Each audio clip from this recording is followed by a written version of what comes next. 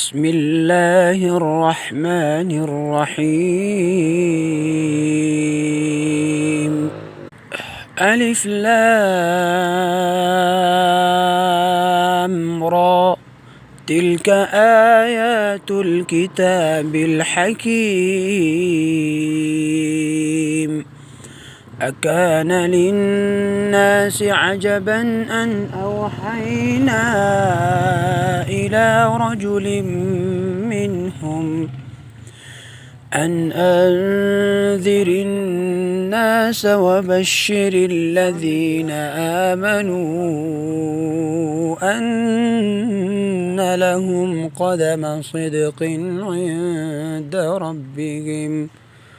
قال الكافرون إن هذا لساحر مبين.